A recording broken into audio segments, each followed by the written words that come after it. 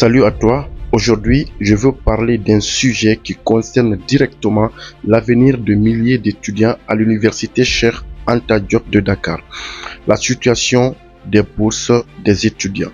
Depuis plusieurs mois, des retards de paiement touchent surtout les étudiants de master. Certains disent attendre depuis près d'un an. Et derrière ces chiffres, il y a des réalités humaines. Mais avant tout, il est important d'être impartial, de regarder les faits et de comprendre toutes les dimensions de cette situation.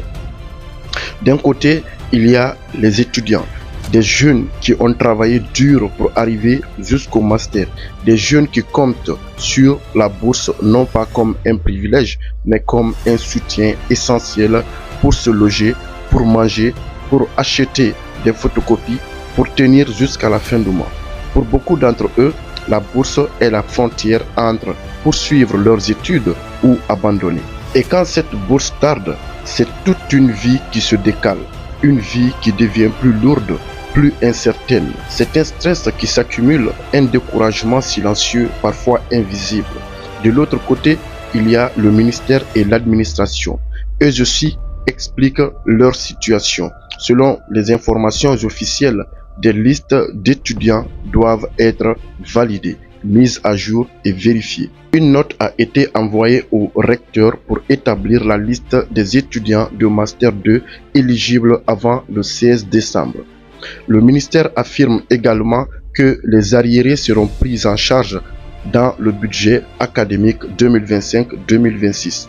Ce n'est donc pas une absence d'action, mais plutôt un décalage qui crée de la tension et de l'incompréhension entre les étudiants qui attendent et les autorités qui affirment travailler pour régulariser. Et dans cet espace, c'est l'avenir qui patiente. Il y a aussi des initiatives positives comme les bourses d'excellence et sociales mises en place par la Fondation UCAD.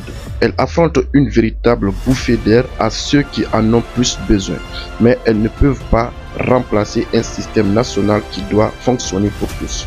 Alors comment rester impartial devant une situation qui, pourtant, touche autant d'émotions? C'est en reconnaissant que chaque acteur fait face à ses propres défis, en admettant que les étudiants vivent une difficulté réelle, en reconnaissant aussi que les autorités cherchent des solutions, même si elles arrivent plus lentement que prévu. L'impartialité, ce n'est pas être froid, c'est être juste, c'est donner à chacun ce qui lui revient.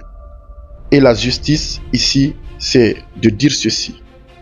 La jeunesse mérite clarté, la régularité et respect. Les autorités